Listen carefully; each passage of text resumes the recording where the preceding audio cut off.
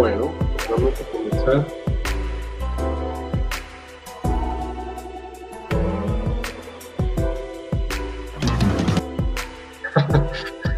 Qué buen comercial, voy a proponer.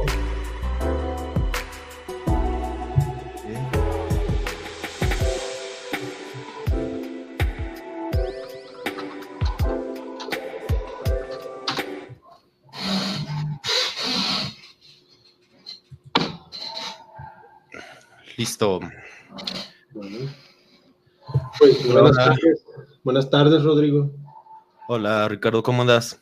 Bien, pues aquí con nuestros compañeros, colegas, alumnos, amigos, para conversar un poco de Foucault, ¿no? Todo esto, pues con las miras de invitarlos a un pequeño curso, un pequeño seminario que estamos, Rodrigo y yo, organizando, como una introducción al pensamiento de Foucault. Ya ven que este año se cumple el aniversario, ¿no?, de Foucault, y pues nos dimos a la tarea de trabajar, estudiar el pensamiento de Foucault, y pues qué mejor que pues, empezar a hacer una serie de charlas informales, irreverentes, no sé, digo, o sea, no caer como en lo anquilosado y almidonado, ¿no?, de las charlas académicas, pero sin perder pues la seriedad. Bueno, la seriedad sí, esa siempre la perdemos, pero sin perder el rigor, y hablar un poquito de Foucault para que sirva esto otra vez como una invitación a quienes nos escuchan, a ver si les interesa unirse al curso, ¿verdad? Sí, Rodrigo. como lo decíamos, ¿no? Es casi un palomazo ahí, para ir platicando. Por supuesto que el curso, que consta de 6 semanas, pues vamos a ahondar en muchísimas otras cosas ya de forma más específica. Por supuesto que estaremos trabajando textos en específico, ahora les diremos un poco, pero pues de lo que se trata ahora es como de, pues eso, echarnos un palomazo filosófico y pues empezar a platicar qué onda con la filosofía de Foucault, personaje muy actual, polémico, sin lugar a dudas, y que bueno, ha dejado aportes a la filosofía bien importantes, y que pues para aquellos que ya lo conozcan, pues hablar un poquito de él, o en todo caso, si no lo conocen, pues que utilizar este espacio que tenemos para platicar sobre su filosofía, ¿no? Entonces, pues, ¿quién fue Michel Foucault, Ricardo? ¿Qué nos puedes platicar de él? Bueno, pues es un filósofo, nació en 1926, ¿no? Y vivió pues a lo largo del siglo XX. Influyó mucho en el pensamiento crítico de la nueva escuela, en la teoría francesa, ¿no?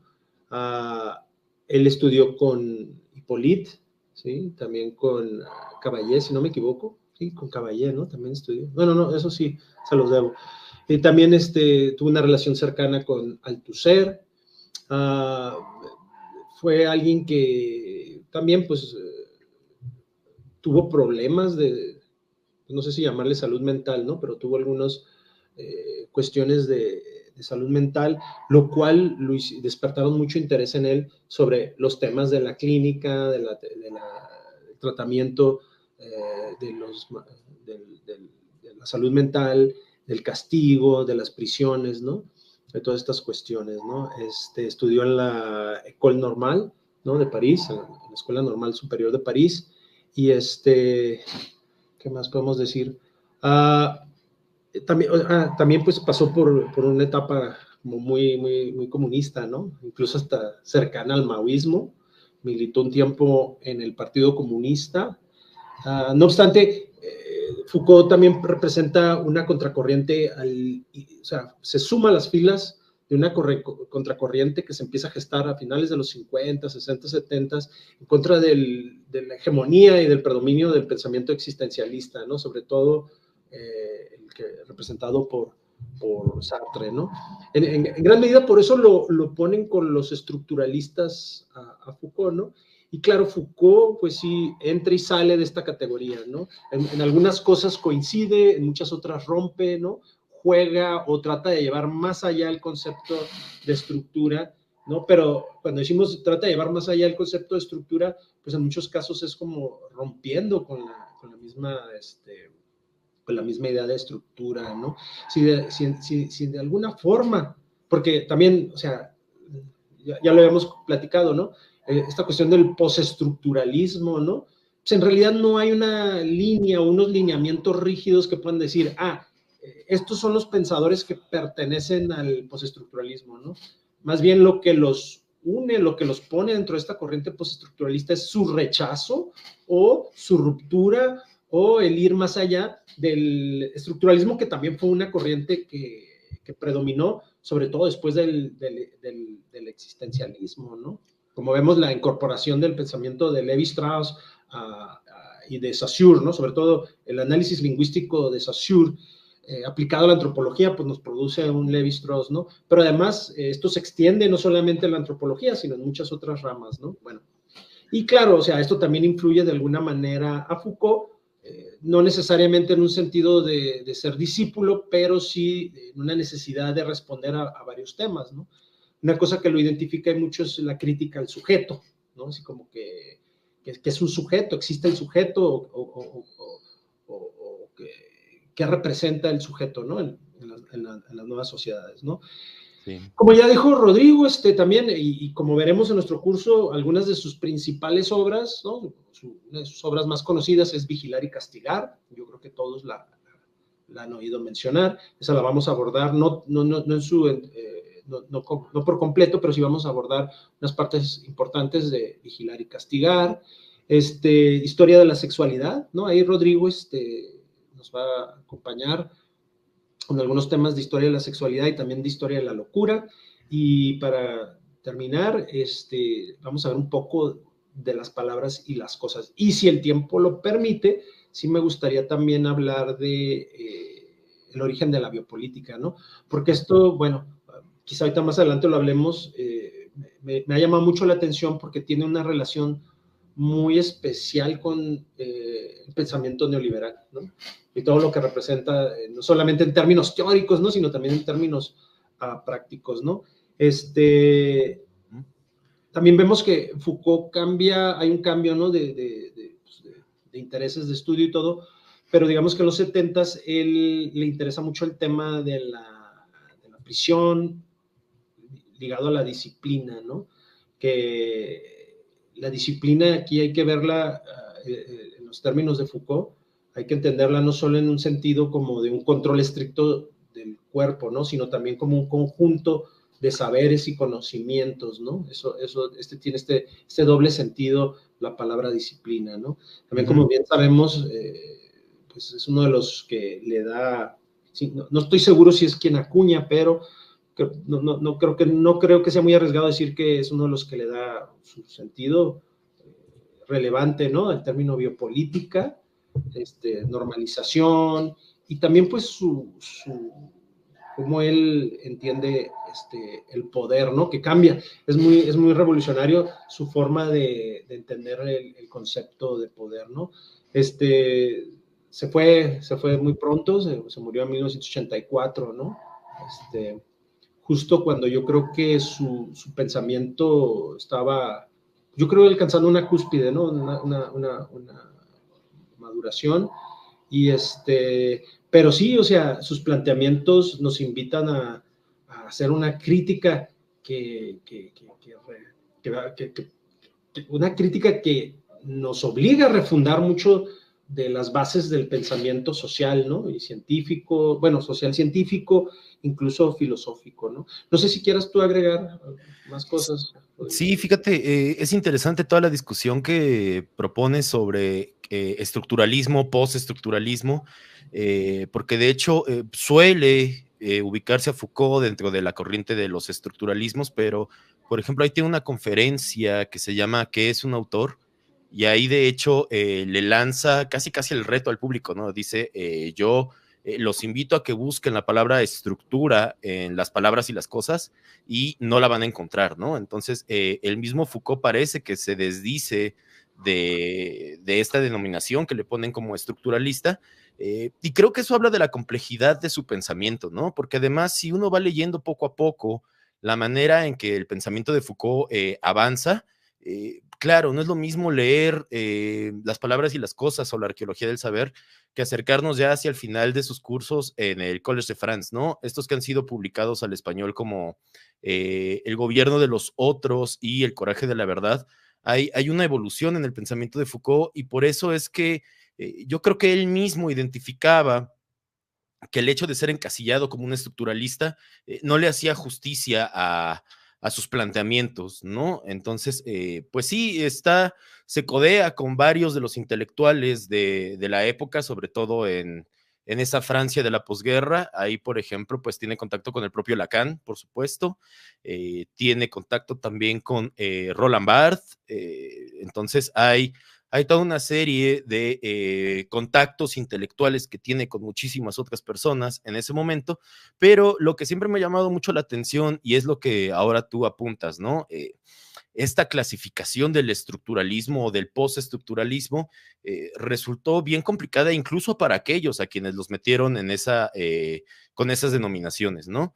Entonces, pues sí, creo que eso nos habla de la complejidad del pensamiento del propio Foucault, porque pues también de repente se le mete como en este tema de los pensadores de la antipsiquiatría, ¿no?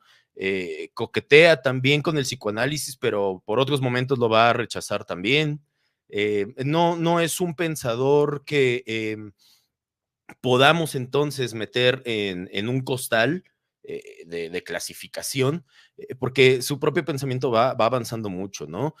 Con el marxismo, los marxismos, los marxistas, sea como lo quieran denominar, pues también tiene contactos y desencuentros, ¿no? Ya mencionabas tú, Ricardo, a Althusser, que lo invita al Partido Comunista Francés y parece que Foucault sale como bastante desencantado, ¿no?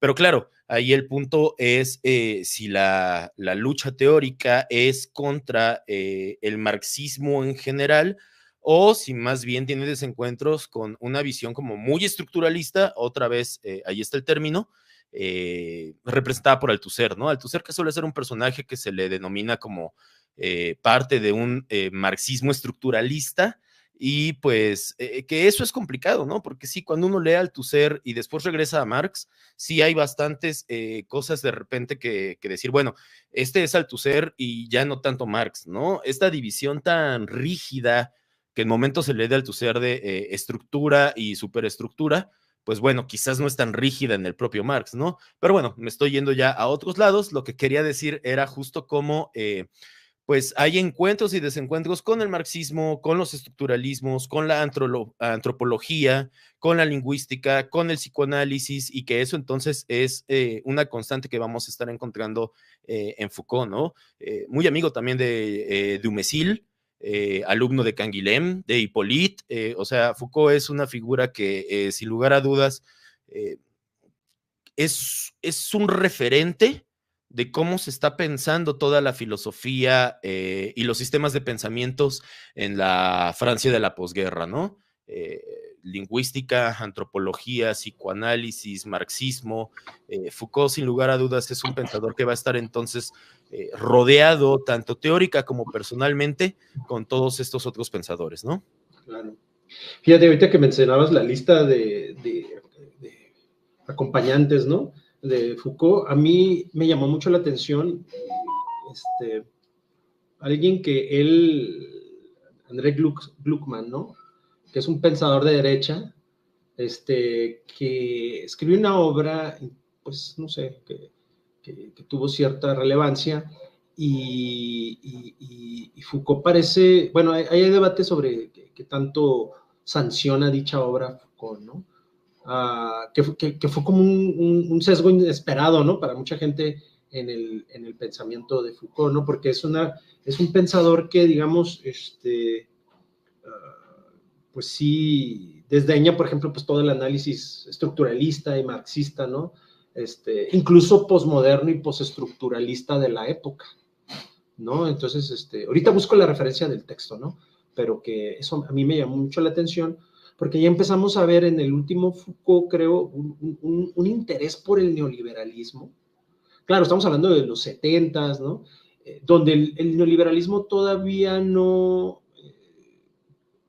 se veía concretado, ni se veían del todo, o se podía ver claramente cuál era su impacto en términos ya prácticos, ¿no? Entonces, ahí, pues bueno, hay quienes dicen que Foucault toma ese tema como una manera de ejemplificar la evolución o el devenir del poder y de los sistemas disciplinarios. Otros dicen que para Foucault él encuentra en el neoliberalismo, encuentra una alternativa precisamente al poder disciplinario, ¿no? ¿Por qué? Porque, pues, como vemos, ¿no? ¿Cuáles son los axiomas o cuáles son los principios del pensamiento neoliberal, ¿no? Desestatalización, desregulación, libre competencia, ¿no? Privatización o traspasar. Cuando digo desestatalización me refiero a que lo que administra el Estado, lo que debe ser el ámbito o administración del Estado, pase a manos, si no de la sociedad civil como tal, a manos de los individuos, ¿no? Entonces, Foucault en eso parece que ve alguna alternativa, ¿no? Para encontrar un espacio más amplio de libertad para los individuos. Ahora bien, hay quienes dicen que no, que en realidad lo que está haciendo Foucault es más, está analizando este devenir del poder precisamente para hacer como una especie de crítica inmanente, ¿no? Sí, bueno, que ahí varias veces también se relaciona con el anarquismo, ¿no?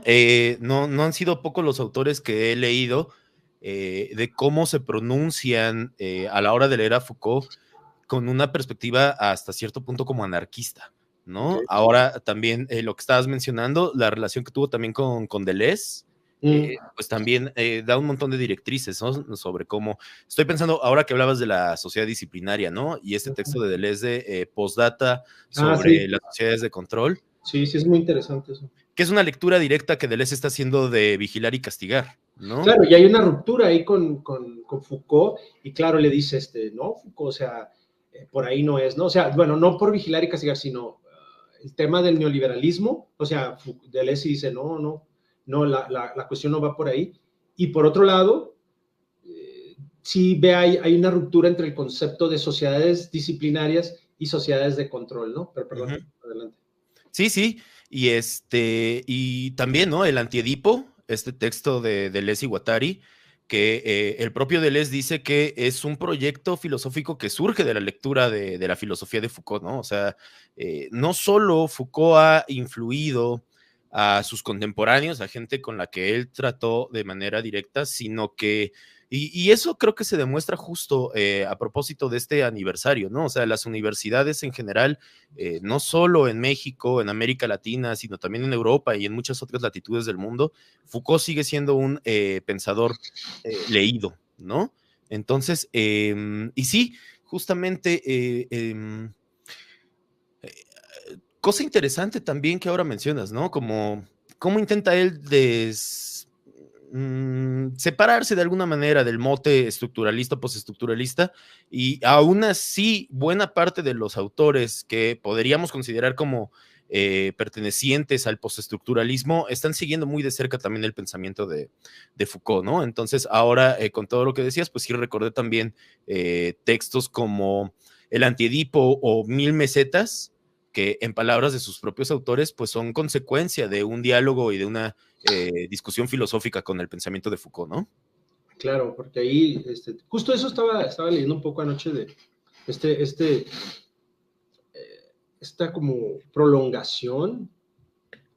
Bueno, es que por eso, perdón que traiga colación a otro autor que quizá no tenga mucho que ver aquí, pero por eso soy como muy hegeliano, ¿no? Porque el término, o sea, la comparación entre lo que Deleuze cataloga como sociedades disciplinarias y sociedades de control, es una especie de devenir donde hay continuidad y hay ruptura, ¿no? Entre estas dos formas de operar, ¿no? De que opera el poder en las sociedades, ¿no? Entonces, ahí dice, bueno, es que no todo opera en términos de disciplina, pero la disciplina es quien, esa forma de operar del poder a través de la disciplina es la que ha devenido nuestro mundo en un mundo de una sociedad de control, ¿no? Que es mucho más dinámica, mucho más abierta, mucho más, que siempre está buscando una especie de homeostasis en las relaciones de poder, más que la imposición de normas o la simple normalización, ¿no? Que yo creo que, o sea, yo lo vería ahí en términos como muy hegelianos, ¿no? Porque creo que ni hemos dejado de ser sociedades disciplinarias, y también creo que es la consecuencia lógica, las sociedades de control, que le llama Deleuze, creo que es la consecuencia, ¿no?, de la sociedad disciplinaria, sin que se desdibujen ambas estructuras de poder, ¿no? Es como igual, todavía seguimos arrastrando formas de poder que son previas a las disciplinarias, ¿no?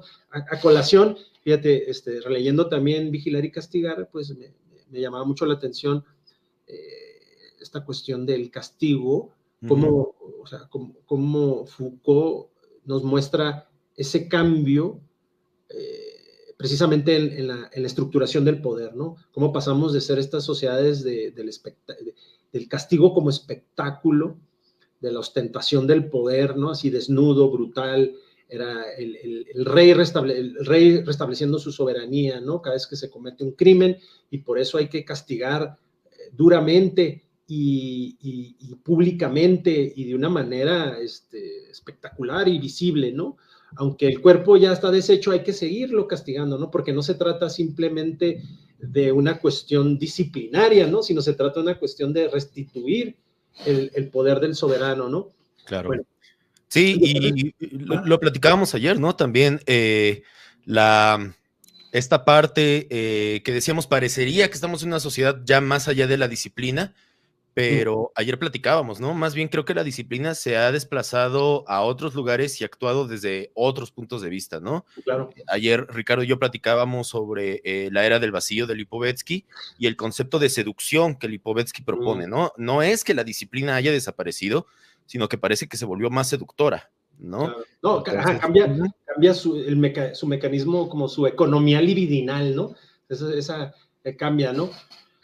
Pero perdón, es que no, para regresar a lo que hablaba sobre el castigo, entonces vemos que en lo que llama Foucault la época clásica, ¿no? Cambia, hay un cambio, hay un sesgo en qué se va a convertir ahora el castigo, ¿no? Y el castigo entonces deja de ser una cuestión de un espectáculo como tal, una ostentación del poder y una restitución del cuerpo del soberano, y se vuelve una cuestión más precisamente de normalizar, ¿no? De que el individuo incorpore las normas, el castigo como la privación de derechos y libertades, ¿no? El castigo como una forma precisamente de rehabilitación, una forma ¿cómo se llama esto? De rehabilitación social, ¿no? Ya no, y el castigo deja de ser visible o deja de ser espectáculo, ¿no? Se le empieza a encerrar a la gente en las prisiones y ya no hay esta tortura ni estos castigos agravosos ni sanguinarios, ¿no? Ahora el castigo depende más de que el individuo adquiera la disciplina a través del control del tiempo, el espacio, el enfoque, la actividad, etc., ¿no? sí. Entonces, tenemos ese cambio, ¿no? Porque se considera que estas nuevas formas de castigo son más humanas, más racionales, ¿no? Y que a final de cuentas, si te fijas en la economía libidinal o en el cálculo final, lo que hay es convertir a un miembro de la sociedad antisocial, antisalvaje, criminal, que también la creación del criminal como tal, tenemos la creación de la idea de que no, hay que convertirlos en miembros productivos de la sociedad, ¿no? Entonces aquí el castigo es una forma de insertar la disciplina, pero la disciplina pensada en términos de hacerte más productivo. Bueno, y te decía, pero todavía seguimos arrastrando algunas otras formas de poder más antiguas, ¿no? Que, por ejemplo, el castigo como espectáculo no desaparece del todo, ¿no? Porque, fíjate, viene la Revolución Francesa y la guillotina sigue siendo este espectáculo, ¿no? Pero si te fijas, ya es un espectáculo, no solo es el castigo y la sangre, más bien, ya no es el castigo como una expresión del poder, pero sino también de la efectividad, ¿no? O sea, porque además tiene que ser un castigo como muy muy quirúrgico, ¿no? Lo menos doloroso posible, aunque se retiene su carácter de espectáculo público, ¿no? Que paulatinamente se va sacando de la mirada pública, ¿no? Y se va recluyendo en espacios ya fuera de la mirada pública. Pero, como te decía ayer, y por ejemplo, lo que vemos ahora con los castigos que se propina el narco, ¿no? Uh-huh. O sea, por ejemplo, ahí ves tú que eso en nuestra sociedad, por ejemplo, es una forma de castigo, digamos, que va en contra de los principios humanistas y racionalistas de la Ilustración y de la época moderna, ¿no? Pero que van muy en consonancia con esas formas, pues no sé cómo llamarles, arcaicas o premodernas, o como quieras tú llamarles, de castigo, ¿no? Porque si te fijas, el castigo que propina el narco, que reparte el narco, es un castigo basado en eso, ¿no? En la ostentación, uh-huh. en el espectáculo, en la brutalidad, y además hasta también tiene sus propias reglas, ¿no? Este tipo claro. de castigo, ¿no? Entonces, como decíamos, se siguen arrastrando todavía diferentes estructuras de poder en nuestra sociedad. No es que la disciplina y el control hayan ya resuelto o hayan destruido todas, pero que a final de cuentas, estas nuevas formas de control y disciplina lo que buscan es precisamente colonizar todos los espacios, ¿no? Todos los espacios sociales, para que no haya interrupción del flujo de la reproducción del ciclo del capital, ¿no? Que eso, ahorita si quieres hablamos un poquito de la relación entre Foucault y Marx, ¿no? Perdón. Adelante. Sí, no, y que ahí empieza a vigilar y castigar, ¿no? Con el verdugo, que ante la herramienta de ejecución a veces no tan bien dispuesta, no tan bien afilada, pues la misma gente ya empezaba a considerar como extrema ese tipo de ejecuciones donde pues antes de la guillotina se quedaba como a medio despegar la cabeza del ejecutado, ¿no? Y entonces en la plaza pública, o sea, imagínense de lo que estamos hablando, donde la misma sociedad, los mismos espectadores pues consideraban entonces eso ya como algo del orden de lo extremo, o sea, son estos valores que empiezan allá a formarse y que por eso entonces la guillotina representa todo un avance técnico con respecto a la forma de castigar el cuerpo, ¿no? Entonces, claro, otra cosa que quería también mencionar ahora, Ricardo, es justo la sociedad del espectáculo, ¿no? Muy a propósito del texto de Guy Debord y que pues tú has trabajado ya desde hace un tiempo y ayer platicábamos, ¿no? Igual si ahorita nos puedes ir diciendo cómo vas viendo tú esa relación entonces entre castigo, suplicio, disciplina y esta sociedad del espectáculo que propone Debord. Wow, bueno, pues ahí creo que habría que remitirnos un poquito a Marx, ¿no? Porque si bien recordamos el texto de Guy Debord, ¿no? Habla sobre cómo el fetichismo de la mercancía se ha apoderado de una manera insidiosa y completa de nuestra sociedad, ¿no? Al grado que dice Guy Debord, ¿no? En esa dialéctica de la esencia y la apariencia, que es la dialéctica del fetichismo de la mercancía, vivimos completamente en la apariencia, ¿no? En el espectáculo, ¿no? Propiamente. Pero ese es el fetiche de la mercancía, ¿no? Creer que el espectáculo es más real que la realidad misma, ¿no? Y fíjate, no es tampoco accidental que mucho del pensamiento postmoderno, que queramos o no, también tiene un ala conservadora, ¿no? Que no se deja, que no se presenta como tal, pero también tiene una vertiente conservadora, ¿no? Tiene este interés en presentarnos como el mundo todo como pura apariencia, ¿no? La esencia, por eso se ha atacado mucho el concepto de esencia, ¿no? Que claro, un concepto de esencia precrítico, premoderno, pues no, ¿no? O sea, pero entender el concepto de esencia como esencia es aquello que nos permite pensar las cosas en su propio concepto, ¿no? Es como la estructura misma es la estructura misma que nos permite ver las cosas como aparecen, ¿no? Creer que todo está en la apariencia como pura apariencia, pues creo que es una concepción muy limitada, ¿no? O sea, tú no ves el concepto de cantidad ni cualidad en las apariencias mismas, ¿no? Tienes que remitirte a una estructura de esencia para tú poder como darle forma, ¿no? O poder entender las cosas que aparecen como aparecen, ¿no?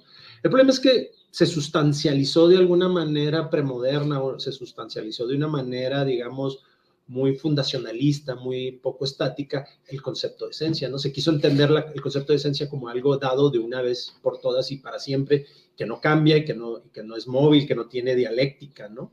Entonces, claro, ante este impulso que vivimos en la sociedad capitalista de acelerar, ¿no? Porque es bien importante que la circulación de mercancías se acelere en todo momento, ¿no? Porque para la reproducción del capital no solamente es o sea, para que el capital pueda, el capital para poder existir, para poder sobreexistir, necesariamente requiere una expansión, ¿no? Una expansión, y eso implica precisamente el derrumbar límites, derrumbar espacios, penetrar, colonizar espacios sociales, ¿no?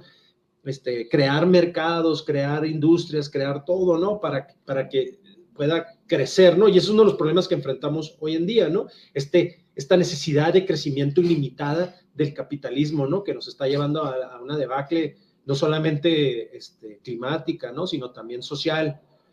Entonces, por eso es muy importante destruir todas estas categorías, ¿no? Sobre todo para el pensamiento postmoderno, que representen algún tipo de estabilidad o de límites o de barreras a final de cuentas, o sea, no perder de vista que sí, en términos teóricos puede estar como muy separado de esa realidad económica, pero que a final de cuentas impacta la realidad económica, ¿no? Y no le impacta como algo externo, ¿no? Sino que es parte del mismo movimiento de la realidad económica, ¿no? Entonces, la sociedad del espectáculo dice, bueno, hemos llegado a un momento donde la mercancía, ¿no? Como dice Marx, la mercancía aparece con un valor y un poder propio, ¿no? Esa es la apariencia, ¿no? Es la apariencia de la mercancía parece tener valor, parece tener un poder y una vida propia, ¿no? Al margen de su esencia, que es el trabajo que la produce, ¿no?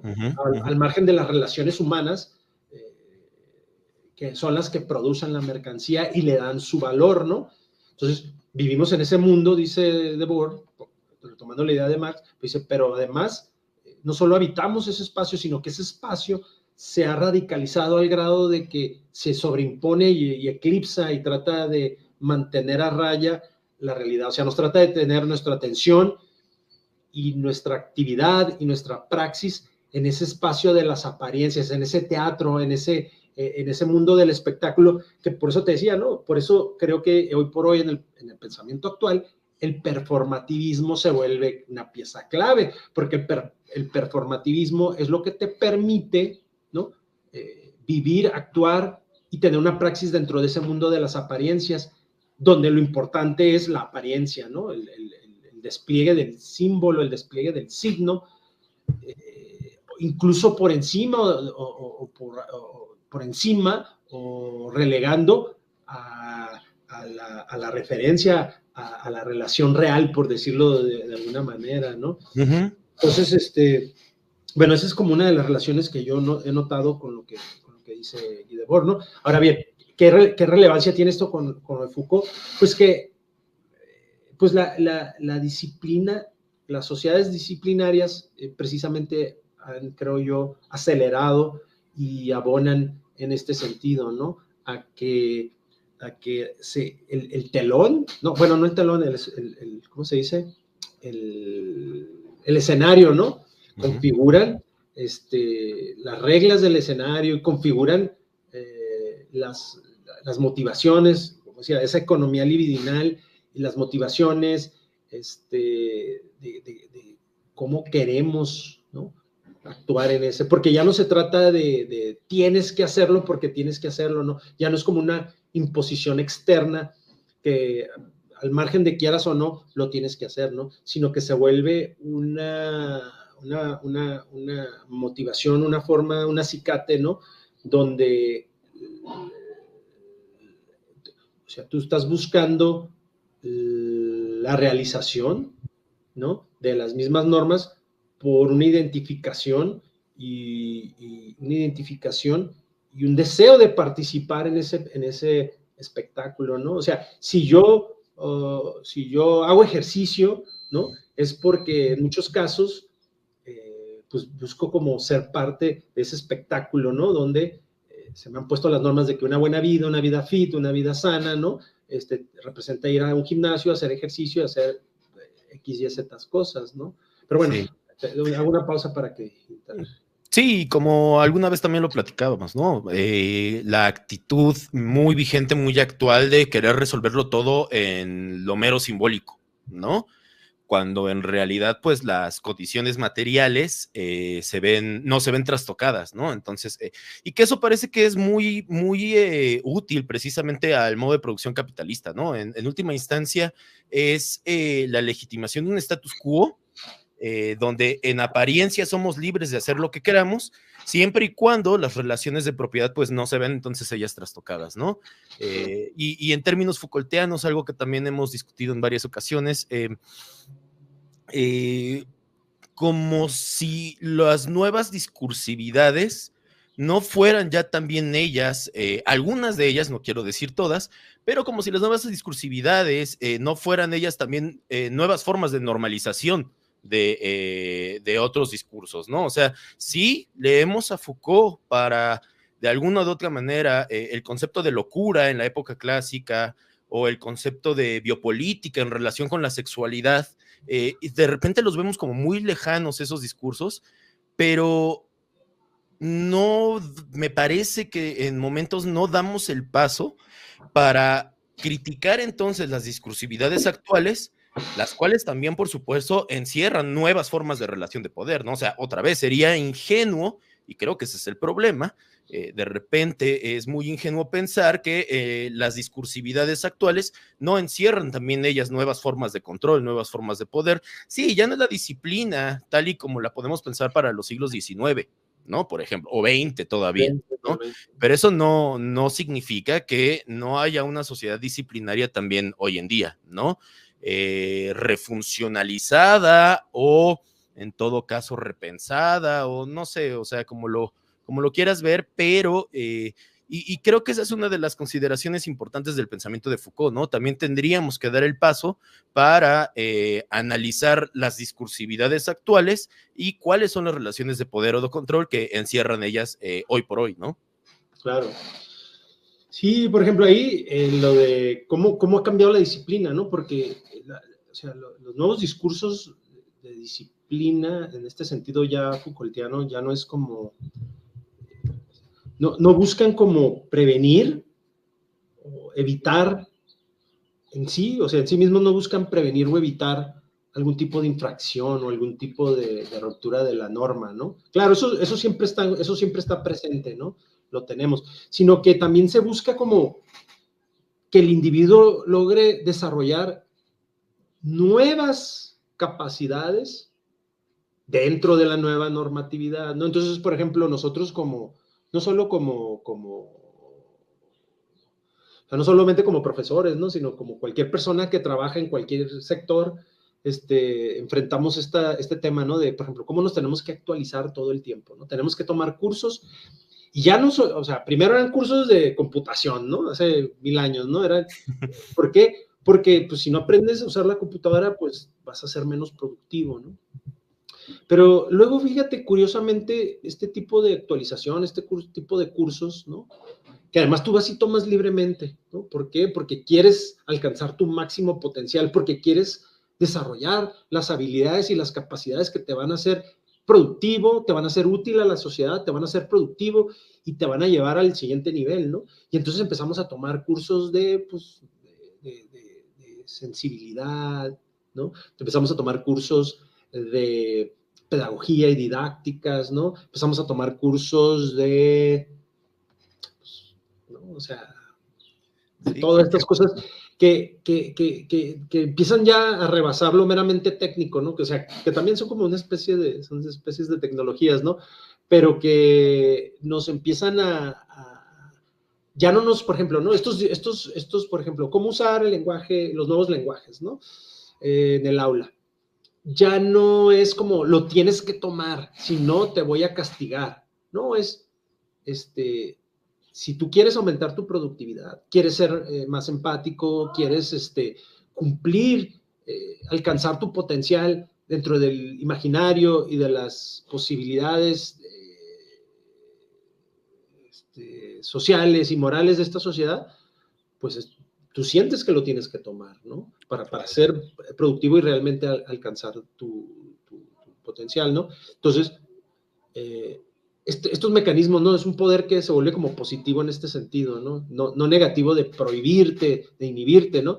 Sino de que a través de tu capacitación, a través de la habilitación, de darte estas herramientas, ¿no? Te hace sentir útil y productivo, ¿no? Pero además, ahí está el motor de esa economía libidinal, ¿no? ¿Qué quiero ser? O sea, yo no quiero ser excluido, yo no quiero ser marginado, yo no quiero ser cancelado, yo no quiero ser o sea, no quiero perder mi relevancia en este mundo. Por otro lado, quiero ser productivo, ¿no? Quiero trabajar, quiero que me escuchen, quiero participar, quiero ser parte de las instituciones o de los proyectos, ¿no? Entonces, ahí lo que nos está moviendo es ese interés por ser útiles y ser productivos, ¿no? Que eso tiene que ver mucho con la disciplina, ¿no? Como, por ejemplo, muchas de las ciencias sociales, porque tienen este sesgo, ¿no? De ser estudiadas de una manera más filosófica a ser estudiadas de una manera más funcionalista, más técnica, más cuantitativa, ¿no? Porque hay ese rechazo de lo cualitativo en muchas escuelas a lo largo del siglo XX, de lo cualitativo por lo cuantitativo, ¿no? Porque lo cuantitativo te da precisamente una posibilidad de control, de medir, controlar, ¿no? Y lo que puedes medir, lo puedes controlar, ¿no? Lo que puedes controlar, pues te permite ejercer poder y te permite ejercer mayor productividad y alcanzar, ¿no? Mayor productividad. Sí, discursos como la sexualidad, ¿no? O sea, justamente cómo es que pasamos del derecho o el poder sobre la muerte de los antiguos soberanos a un derecho sobre la vida, dice Foucault, ¿no? Y eso también me resulta bien interesante, cómo es que los primeros tomos de historia de la sexualidad se escriben en los 70s del siglo pasado, y sin embargo parece que hoy en día uno de los discursos vigentes, importantes y hegemónico, o sea, hoy por hoy el discurso de las instituciones internacionales como de la OMS, van justamente a la sexualidad del sujeto, ¿no? Cosa que Foucault ya anunciaba un peligro de eso ya para los 70s del siglo anterior, ¿no? O sea, él como una figura abiertamente homosexual, veía aún ahí en el tema de la liberación sexual, en el tema de todas estas instituciones, que hoy ya podríamos ponerles el apellido de globalistas, ¿no? Que es uno de los que se utilizan mucho hoy, pero el peligro del establecimiento de relaciones de control y de poder sobre el sujeto de cara a la sexualidad, ¿no? Que no es lo mismo que la utilización de los placeres, ¿no? Esa es una de las cosas que Foucault va a decir precisamente, o sea, no es lo mismo hablar del discurso de la sexualidad que de la utilización de los placeres, ¿no? Porque la sexualidad es un hecho inherente al sujeto, ¿no? Sin embargo, el discurso de la sexualidad aparece en una época muy específica, ¿no? Entonces, eso también nos está hablando de estas epistemes, como las llama el propio Foucault, y que no son gratuitas ni surgen de la nada, ¿no? Me gusta muchísimo el final del primer tomo de Historia de la Sexualidad, cuando Foucault dice algo así, voy a parafrasear, pero dice algo así como: las siguientes generaciones que se asomen a ver la nuestra se van a preguntar cuál era nuestra obsesión con la sexualidad, ¿no? Como discurso, no como utilización del placer, que repito es distinto, pero como discurso, esta sociedad que ha avanzado tanto en términos técnicos, lo dice Foucault ahí también, ¿por qué es esa misma sociedad con tanto avance técnico la que está siempre profundamente casi obsesionada con la sexualidad, ¿no? Y que de los 70s para acá no solo hemos visto la disminución de ese discurso, sino parece todo lo contrario, ¿no? O sea, justamente el discurso de la sexualidad, la obsesión del sujeto por encontrar en la sexualidad ese non plus ultra que nos va a decir quiénes somos, no solo no ha disminuido, sino que parece que se ha venido acrecentando, y en términos muy institucionales, ¿no? O sea, no es una pregunta auténtica, por utilizar una palabra, sino que más bien, pues parece que responde a una agenda política muy específica, ¿no? No, y fíjate, es que tiene, creo, mucho sentido en tanto que, por ejemplo, pues la creación de la heterosexualidad, ¿no? Creo que entra en consonancia con estas sociedades disciplinarias, ¿no? En un momento dado es importante crear la idea, la normatividad heterosexual, ¿no? ¿Por qué? Porque la normatividad heterosexual es lo que permite una reproducción eficiente del capital en los términos históricos de ese momento, ¿no? O sea, por eso se empieza a pensar y a definir lo que es la heterosexualidad. ¿Por qué? Porque necesitamos una familia nuclear, necesitamos la reproducción de la fuerza de trabajo, necesitamos que la mujer cumpla una función, el hombre otra, ¿no? O sea, claro, eso, ahí está muy claro cómo en términos de esta red del poder, la constitución de la heterosexualidad se vuelve algo importante, ¿no? Y claro, y castigar o marginar la homosexualidad, ¿no? O sea, hay esa escisión, ¿no? Hay esa introducción de ese parteaguas entre la heterosexualidad y la homosexualidad, ¿no? Porque la homosexualidad atenta contra la reproducción del capital, ¿no? Atenta contra la reproducción y el movimiento de las mercancías y de la sociedad capitalista, ¿no? Pues cómo no vamos a estar obsesionados con ese tema, ¿no? Si fue un tema de disciplina y poder que nos atravesó, pues, o sea, lo que llevamos de capitalismo, yo creo, nos ha disciplinado y nos ha conformado. Ahora, otra vez, aquí vuelvo otra vez con Hegel, ¿no? Pues su negación determinada debe ser, ¿no? La disolución o el trastocamiento o el rompimiento de ese orden disciplinario, ¿no? Pero como tú ya mencionaste, ¿no? Eso no implica que la disciplina en sí misma llegue a su fin, ¿no? Al contrario, la disciplina ahora se radicaliza en otros sentidos o se extiende, ¿no? O sea, pero se extiende por ese mismo camino. Ahí es donde ves tú la conexión como negación determinada, ¿no? Como dices, en vez de haber dejado el tema de la heterosexualidad, el heteropatriarcado, todas esas cosas, dejarlo atrás, ¿no? Seguimos todavía muy vinculados en términos de negación, ¿no? En oposición a él, seguimos muy vinculados a él, ¿no? Porque claro, hay todavía muchas estructuras que derrocar, que destruir, que deconstruir, ¿no? Pero hay que tener cuidado, creo yo, ver cómo precisamente el poder utiliza también esos discursos, ¿no? Para reposicionarse, ¿no? Y destruir estructuras de poder que hoy por hoy ya empiezan a empiezan a representar y representan un freno para la nueva, para la continua reproducción del capital, ¿no? Claro. O sea, llegó un momento dado que la heterosexualidad representa también un límite para la reproducción del capital, para la circulación de mercancías, ¿no? Entonces, digamos que a final de cuentas es el capitalismo el que está buscando constantemente la destrucción de estructuras, ¿no?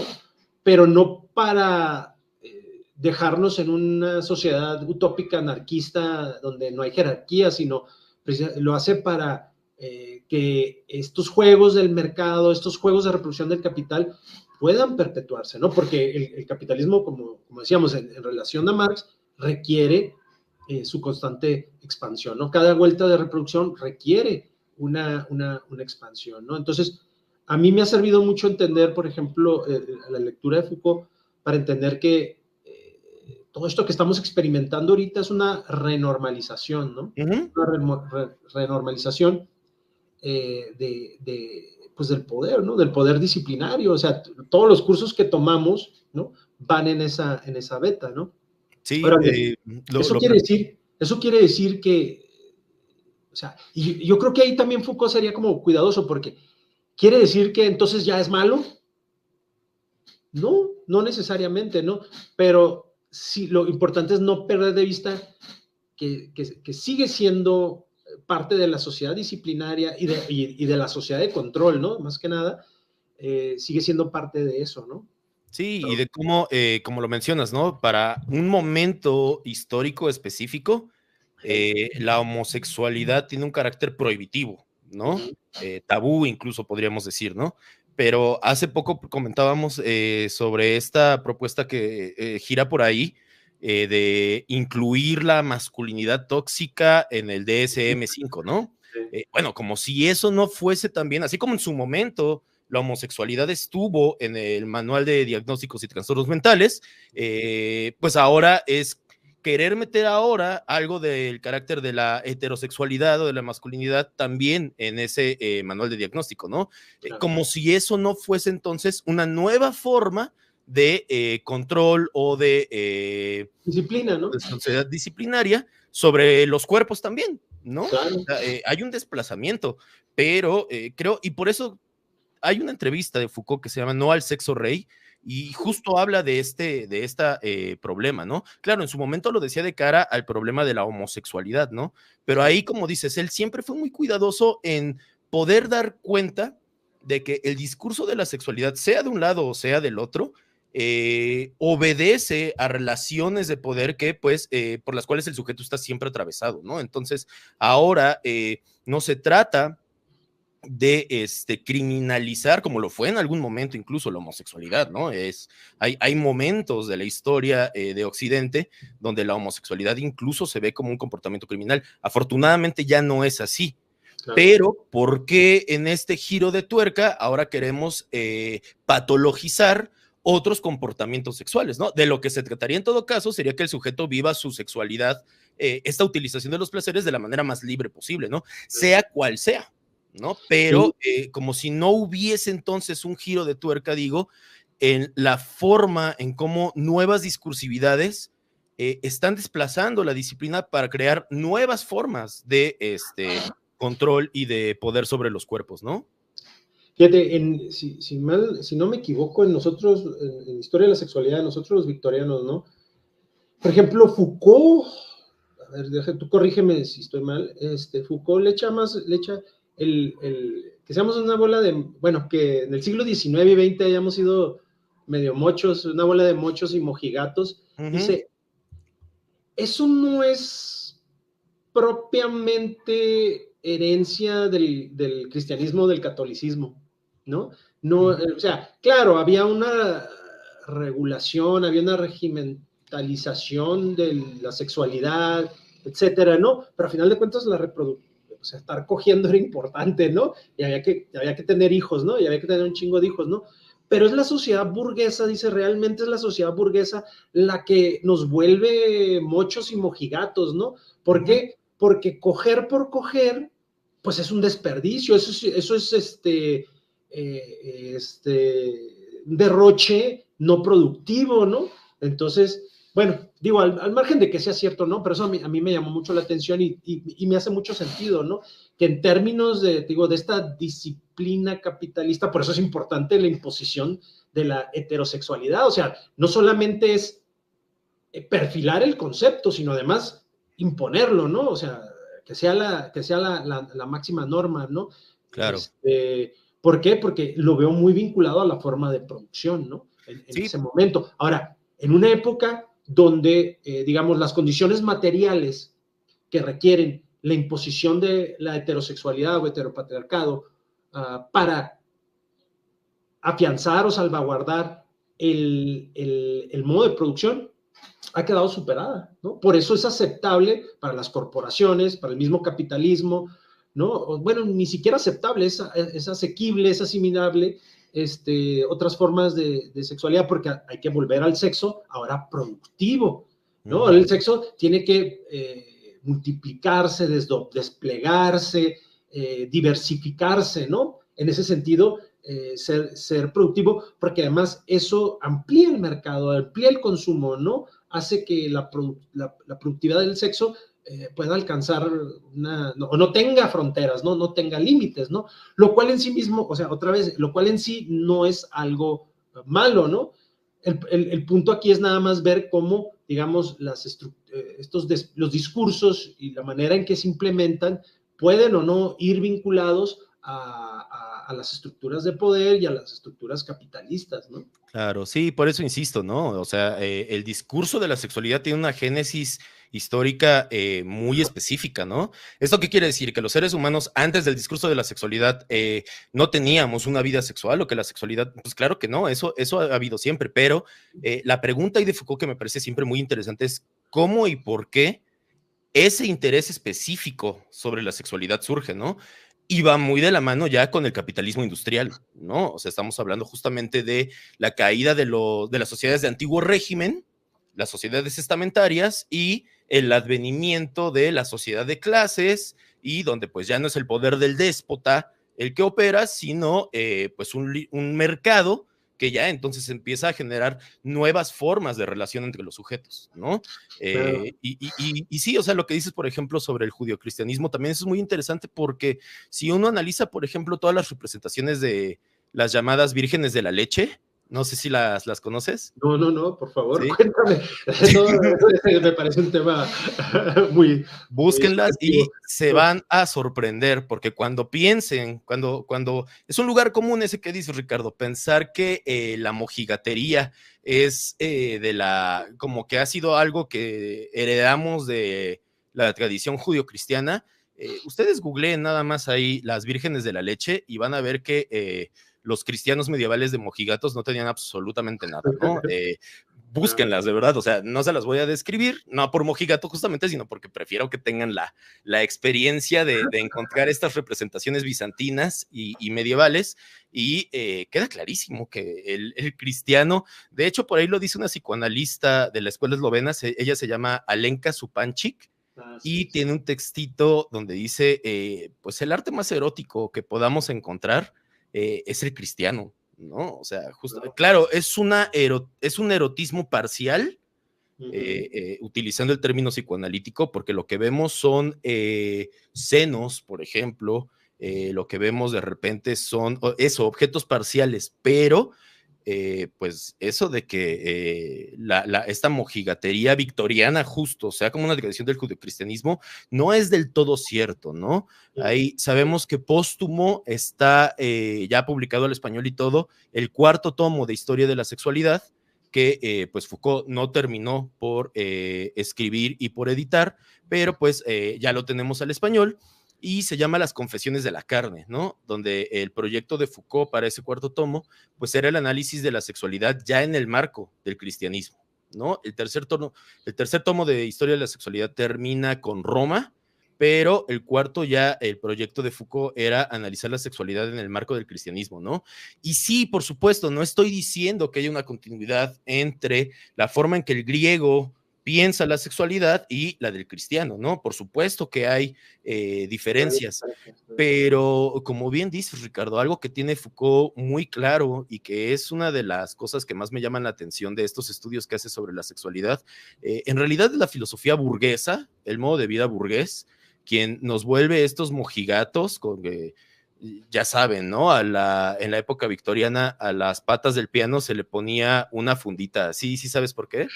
No, pero me estoy imaginando. Para que los hombres perversos, cochinos y lujuriosos no se imaginaran el tobillo de una mujer, ¿no? Entonces había que ponerle una funda a la pata del piano, ¿no? Wow. Bueno, eso es burgués, ¿no? Sí, sí.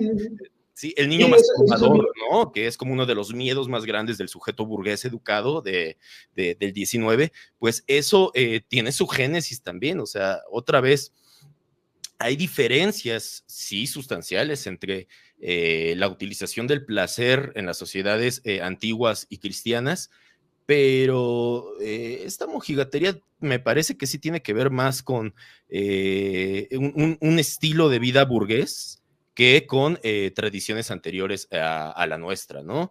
Y es el invento de ciertas categorías, ¿no? Por ejemplo, hablando de la sexualidad griega, es un lugar común también hablar de, es que los griegos eran homosexuales, ¿no? Bueno, esto es anacrónico, ¿no? Sí. O sea, el hecho de que en la antigüedad un hombre tuviera relaciones sexuales con otro hombre, eso no es homosexualidad, ¿no? La homosexualidad como categoría y como discurso también es muy posterior y también coincide entonces con la moral burguesa, ¿no? Pero no, es anacrónico justamente, repito, hablar de homosexualidad en los griegos porque el concepto como tal no corresponde a esa sociedad, ¿no? Entonces, eso es la trampa de repente de querer ver con nuestros ojos burgueses del siglo XIX comportamientos sexuales que no son propios de la época, No, ¿no? y además, fíjate, aquí creo que es otro tema que también atraviesa mucho el pensamiento de Foucault, son como estas rupturas epistemológicas, ¿no? ¿A qué me refiero con eso? O sea, que a veces nosotros queremos como proyectar, anacronismos básicamente, ¿no?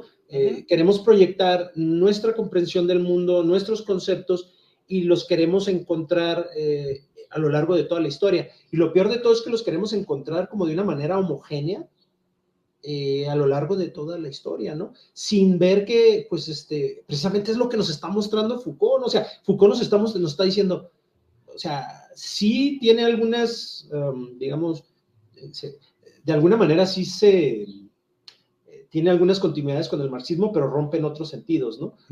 Uno de ellos es, bueno, y que también es muy de la escuela francesa todo esto, ¿no? Bueno, es que, güey, el concepto de amor en la antigüedad no es el mismo concepto de amor que en el presente, ¿no? Que no es un tema que Foucault trate como tal, pero, por ejemplo, creo yo, vale la pena reflexionar en eso, ¿no? Que, por ejemplo, el tema disciplina no representa lo mismo en la antigüedad que representa en la época clásica que llama él, o lo que representa hoy en día para nosotros, ¿no? Entonces, yo creo que sí hay que tener mucho cuidado cuando queremos en un fervor, en una inspiración, esos momentos fervientes de inspiración crítica, querer proyectar nuestras categorías a lo largo de toda la historia, ¿no? Claro. Sí, por ejemplo, si estás de acuerdo, me gustaría preguntarte un par de cosas sobre las palabras y las cosas, justamente. Claro, es que... Espérate el curso. Sí, no, rapidísimo. Nada más, pues lo que dices, ¿no? O sea, evitar anacronismos. Y por eso, aunque Foucault no es historiador de formación, todo el tiempo está haciendo labor histórica porque está muy consciente de esto que estamos diciendo, ¿no? Es un salto gratuito e incluso a veces irresponsable, yo diría, analizar todo el devenir histórico como si fuese homogéneo, ¿no? Como si no existieran estas rupturas epistémicas que nos obligan entonces a considerar ciertos conceptos en su justa medida, ¿no? Por ejemplo, algún día lo platicábamos, Ricardo, el pensamiento en la época renacentista, ¿no? Que funciona a través de analogía, ¿no? Claro. Y tú nos platicabas, bueno, me platicabas, ahora nos vas a platicar, un poquito de eso, ¿no? O sea, ¿qué significa que el pensamiento en la época renacentista funcione por analogía? En algún momento me platicaba sobre toda la explosión de los estudios astrológicos o la cábala que hubo ahí en el Renacimiento, ¿no? Y claro, la hipótesis Foucaultiana es, eso no es gratuito, sino que responde ya iba a decir estructuras, sino justamente dice Foucault, estructuras no, responde a momentos epistémicos que posibilitan ciertas formas de pensamiento en ciertos momentos, ¿no? Entonces, te digo, se me hacía muy interesante eso que me comentabas una vez de la analogía en la época renacentista. Sí, como, ¿no? como una forma de validación del conocimiento, ¿no? O sea, y no solamente la analogía, eran varias, creo que eran 4 principalmente, ¿no? Pero él dice, por ejemplo, ver cómo antes de pensamientos más antiguos, ¿no?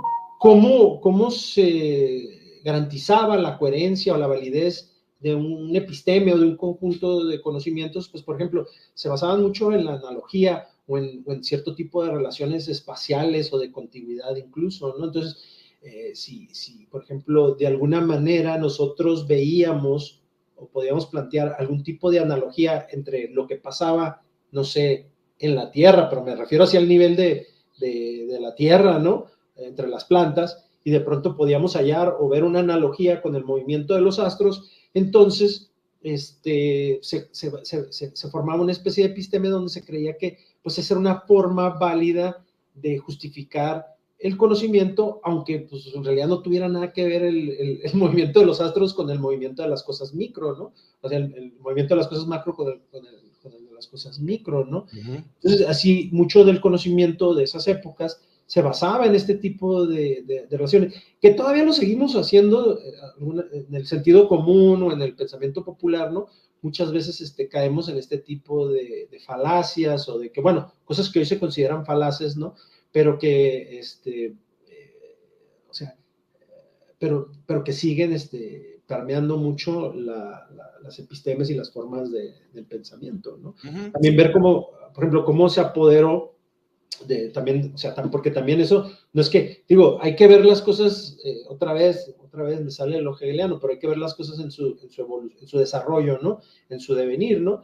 O sea, cada época tiene su parte de verdad y su parte de mentira, ¿no? Todo tiene su falsedad, y tiene su momento de verdad, ¿no? Y eso nos lleva al continuo despliegue de las categorías, ¿no? O sea, creo que yo creo que es pernicioso creer que, por ejemplo, porque hacemos la crítica al presente o al momento pasado, nosotros ya hemos logrado extraernos o sustraernos de la misma dialéctica del devenir de la historia, ¿no? Sino más bien hay que verlo que es un proceso que no termina, es un proceso en constante movimiento, ¿no? Claro, la crítica del presente y del pasado es importante porque señala el camino, ¿no? Nos dice hacia dónde avanzar, hacia dónde, y no solamente nos señala el camino, sino nos da la materia, nos da los pilares, nos da las piedras, aunque destruyamos los templos del pasado, pero de esas piedras es de lo que construimos el futuro, ¿no? Entonces, creo que no debemos caer en esa posición de creemos que porque que estamos ya libres o que ya estamos, o que podemos liberarnos, porque hacemos una crítica desde el presente, podemos liberarnos de una crítica inmanente o de una crítica a lo que también nosotros vamos a hacer el día de mañana, ¿no? Claro. Entonces, creo que ahí es importante pues, no perder de vista esto. Entonces, si teníamos estas formas que pone ahí Foucault, ¿no? del Renacimiento, pues también ver cómo devienen las ciencias sociales, ¿no? Claro. Cómo se apodera de ellas otras figuras de pensamiento, ¿no? Que vean muy ligadas precisamente a precisamente hacer contables las cosas, ¿no? Hacer las cosas medibles, ¿no? Y como ya te decía, o sea, y que esto además yo lo veo en la teoría del valor de Marx, ¿no? ¿Cómo podemos para controlar el trabajo, para poder controlar el proceso de trabajo, lo primero que tenemos que hacer es medir el trabajo, ¿no? Midiendo el trabajo, lo podemos controlar, ¿no? Y lo medimos y lo controlamos, ¿para qué? Para extraer plusvalor, ¿no? Entonces, también, o sea, para que la realidad nos rinda sus frutos, tenemos que medirla, ¿no? ¿Para qué? Para controlarla. ¿Y para qué la controlamos? Pues para extraer algo de ella, ¿no? Claro, sí, y te lo preguntaba por eso, ¿no? Porque a mí, en lo particular, el pensamiento de Foucault me ha servido mucho para lograr identificar y tener un acercamiento crítico a las distintas formas de pensamiento a lo largo de la historia por lo menos de Occidente, vamos a decir ahora, ¿no?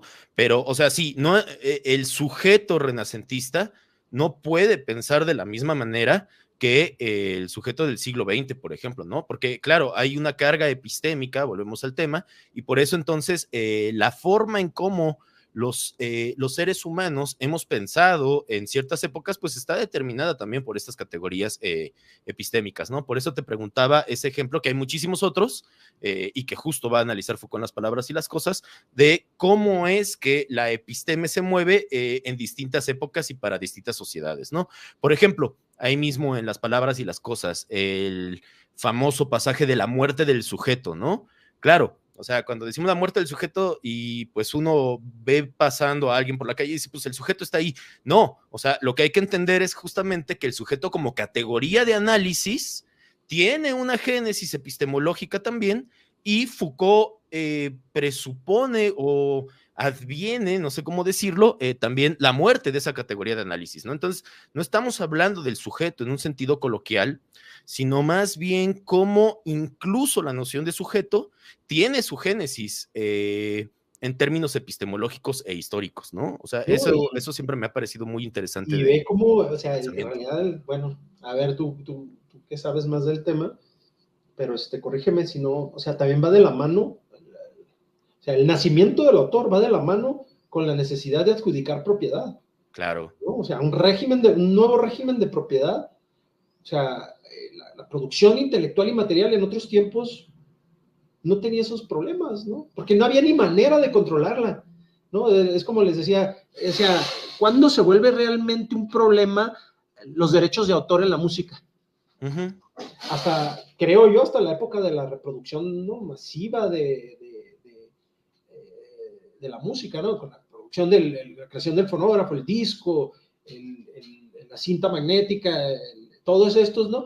Ahí ya el tema de la autoría se vuelve realmente un problema. ¿Por qué? Por los derechos de autor, porque ya se representa un problema de propiedad privada, de de finanzas, de dinero, ¿no? Entonces también yo creo que en términos literarios y en términos académicos también, ¿no? Se volvió un problema de definir y asignar autoría, ¿no? En términos de un régimen de propiedad. ¿Sí? Sí, claro. Que un autor en la antigüedad no es lo mismo que precisamente que un autor en la modernidad, ¿no? Sí, ¿no? Ahí en esa misma conferencia de qué es un autor, es justamente lo que tú planteas, ¿no? O sea, la noción de autoría en el sentido moderna presupone que las ideas tienen propiedad, justamente, ¿no? Si pensamos en Homero, que es uno de los ejemplos que pone ahí Foucault en esa conferencia, dice, pues en realidad en Homero la pregunta es, ¿hay autor o no hay autor? ¿No?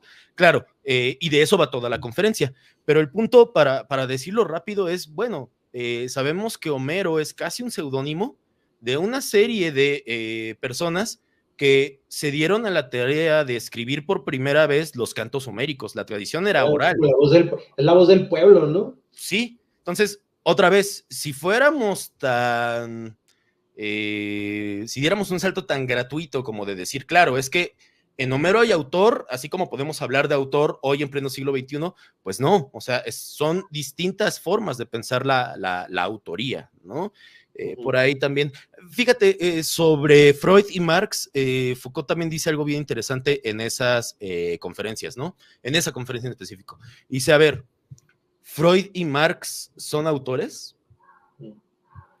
Y ahí dice, bueno, es que hay que tener cuidado con eso, porque si nos damos cuenta, no es lo mismo hablar de psicoanálisis que hablar de Freud, y no es lo mismo hablar de Marx que hablar de los marxismos, ¿no? O sea, tanto Freud como Marx no fungen como autores como tal, sino más bien son inauguradores de discursividades, dice Foucault, ¿no? Entonces, es muy interesante eso, porque claro, discutir marxismo no es discutir a Marx necesariamente, así como discutir psicoanálisis no es discutir a Freud necesariamente, ¿no? Claro. Entonces, Sí, claro.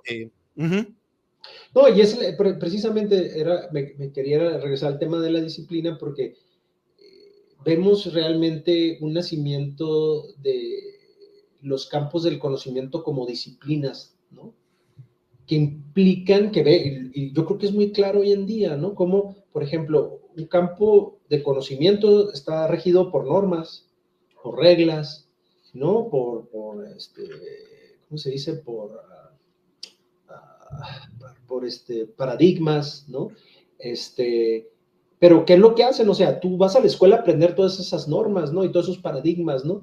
Y que son los que te permiten fungir, operar dentro de esos campos del conocimiento, ¿no?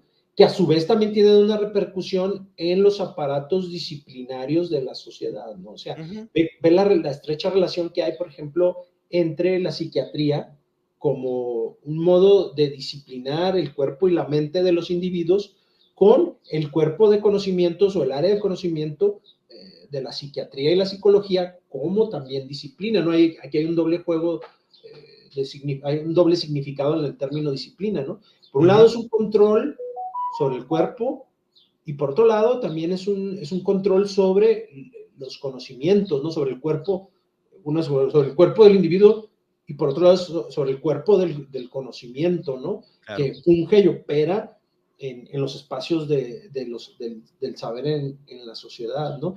Y por eso la educación también se vuelve importante, ¿no? El tener los títulos, el tener las certificaciones, el estar actualizado, el estar formado, ¿no? En haber pasado por pasar por este proceso de formación, ¿no? Donde nos quitan lo brutos y los salvajes y nos convierten en sujetos civilizados y nos convierten en sujetos productivos de la sociedad. Es un proceso que todavía sigue, o sea, por ejemplo, ¿no?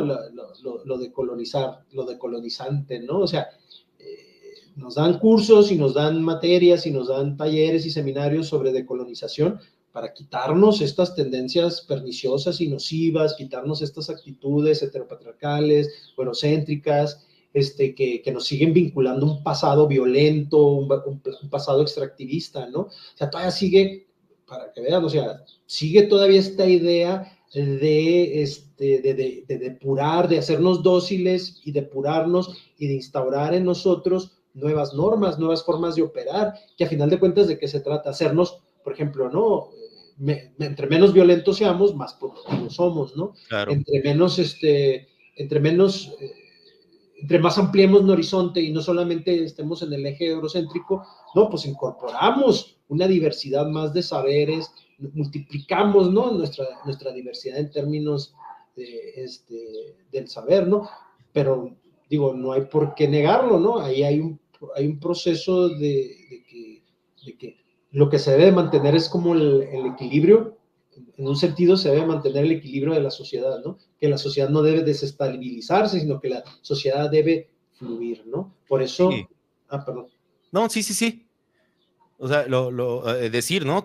Otra vez, sería ingenuo pensar que la academia como institución, y no me estoy refiriendo a México solamente, ni a América Latina, o sea, la academia como institución, sería ingenuo pensar que no está atravesada por la triada saber, verdad, poder, ¿no? O sea, que es una de las cosas que Foucault también encuentra ahí, ¿no? O sea, como hay un momento donde la institución jurídica requiere del saber psiquiátrico para poder entonces categorizar al sujeto como peligroso, criminal, todos los avances que tiene Lombroso, ¿no? El denominado padre de la criminalística. Entonces ya sabes, ¿no? Todos esos ejercicios de frenología que se hacían de, usted tiene la constitución típica de un taxista, ¿no? Como el señor Burns Smith le dice.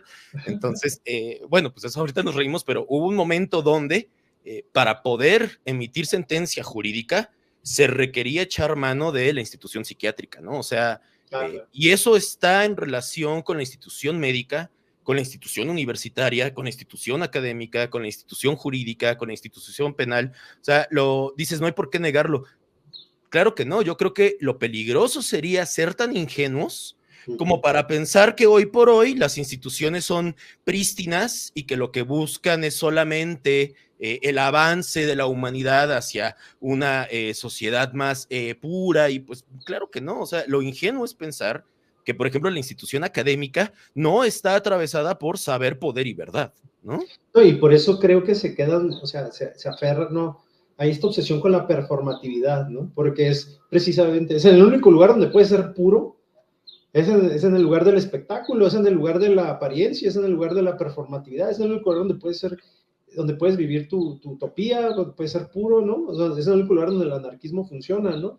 En ese espacio puro de la performatividad. O sea, sí. Y el mismo Foucault lo dice, ¿no? O sea, incluso arquitectónicamente hablando, tendría que causarnos curiosidad que el manicomio, la cárcel y la escuela, incluso arquitectónicamente hablando, sean tan parecidos, ¿no?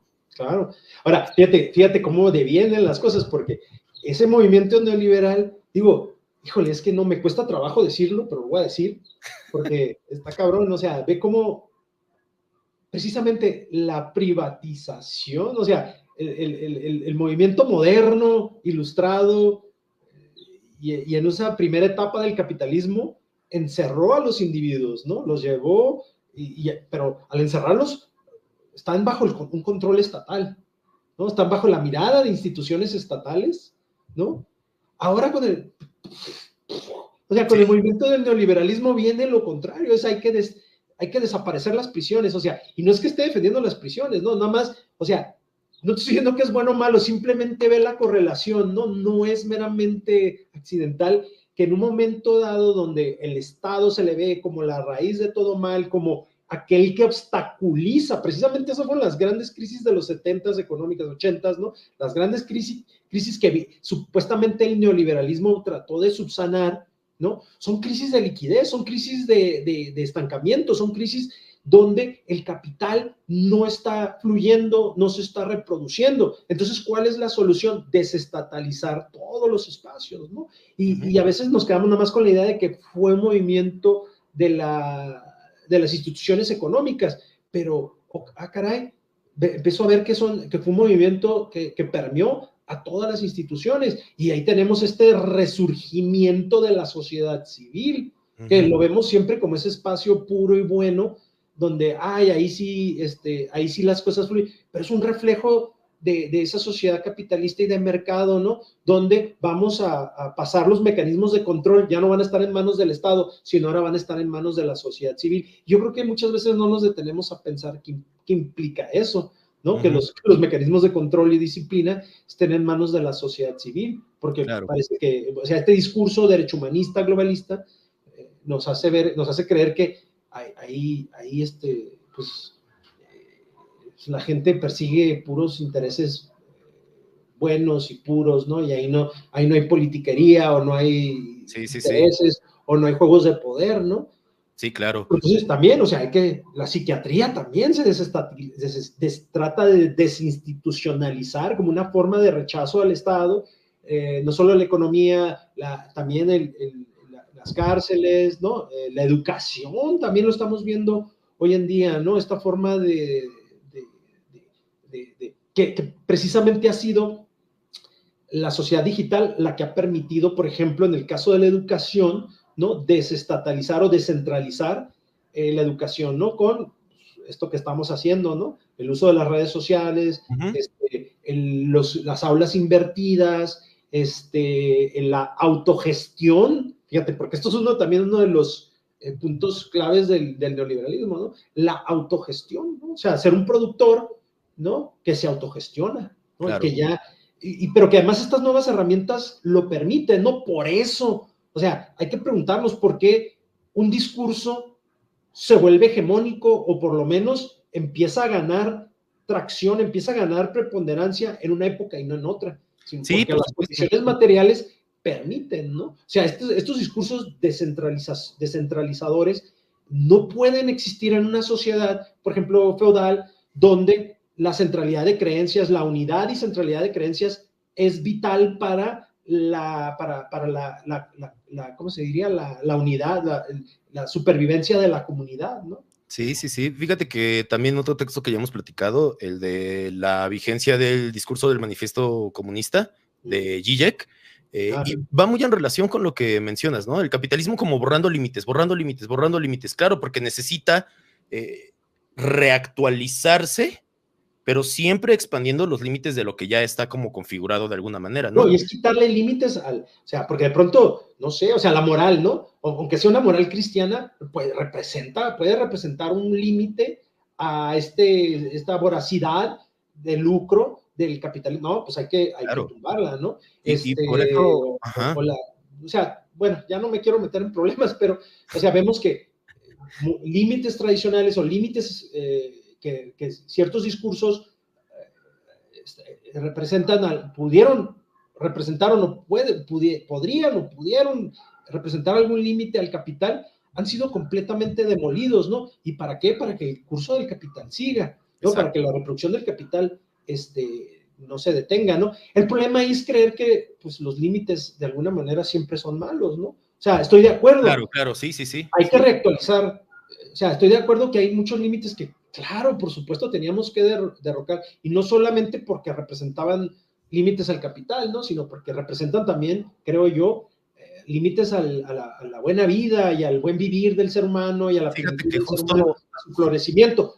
Pero creo que precisamente es lo que estamos pidiendo a gritos, límites a la voracidad del capital para que no destruya el planeta. ¿Cómo vamos a alcanzar esos límites en una sociedad que en su sed nihilista, en su sed de transgresión, es una sociedad nihilista que ha destruido toda estructura, o sea, todos los sólidos se desvanecen en el aire, ¿no? No podemos esgrimir ningún límite, nada, porque vivimos en una sociedad donde el no es el anatema principal. No podemos decir no. ¿Cómo le vas a decir? Si no podemos ni siquiera decirle no al niño, no podemos decirnos no a nosotros mismos, ¿cómo le vamos a decir al capital, hey, ya deja de tragarte la tierra, ¿no? Sí. Y justo sobre ese punto hay un ejemplo que otra vez tiene que ver con la sexualidad, ¿no? O sea, el movimiento de liberación sexual de los 60s y los 70s, Foucault le toca vivirlo y es muy crítico con eso porque se da cuenta justamente de lo que se trataría en todo caso. Y otra vez estamos hablando de los 70s del siglo pasado. Imagínense qué tan válido, bueno, ya cada quien lo pensará, para mí es muy actual, pero borrar la liberación sexual significaría algo así como borrar todos los límites, porque esos límites a nuestra sexualidad son los que nos han tenido reprimidos, nos han tenido oprimidos, nos tienen en una sociedad que es poco progresista y que, ¿cuál fue la consecuencia de eso? Pues hoy por hoy se discute la legalización del bestialismo o del incesto, o de la pedofilia, ¿no? Son temas que están ahí sobre la mesa. Claro, porque el discurso de la sexualidad, que otra vez, repito, no es la utilización de los placeres, surge en un momento muy específico del capitalismo en el que dice, vámonos a destruir todos los límites. Y si la sexualidad configura uno de los lugares privilegiados para el establecimiento de nuevas formas de disciplina y control, borremos todos los límites posibles para la sexualidad, ¿no? Por eso la izquierda liberal, estoy pensando en Canadá, por ejemplo, ¿no? La izquierda liberal progresista, con una agenda global, pues la discusión actual es borremos todos los límites de cara a los comportamientos sexuales del sujeto, ¿no? Claro, es que poner un límite, creo que es la trampa que tú dices ahora, ¿no, Ricardo? Poner un límite, entonces, se lee hoy en día como, ay, no, ¿cómo puedes tú entonces autoritario, decirle al fascista, sujeto que no tiene la libertad de tener relaciones sexuales con un animal? No, no, no, no, no, no, es que eso... No, y te vuelve fascista, digo, no, sin irnos Exacto. tan lejos, te vuelve fascista autoritario, ¿no?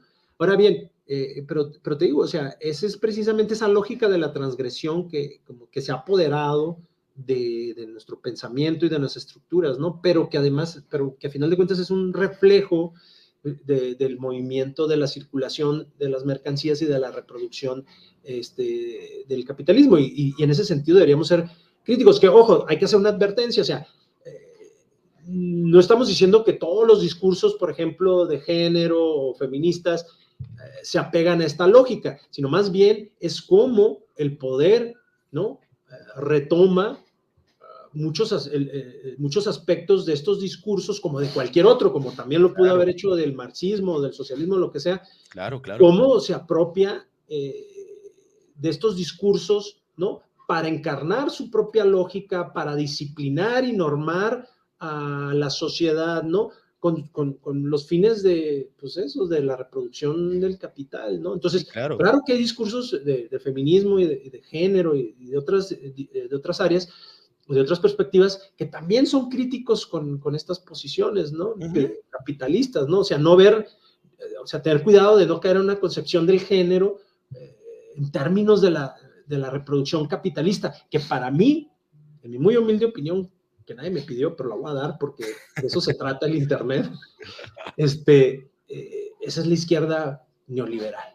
Claro. Izquierda progre, ¿no? La izquierda progre neoliberal, esa es izquierda que ha sido, que ahí se espejea, ¿no? O sea, hay una sinergia entre las nuevas formas disciplinarias, las nuevas normatividades, ¿no?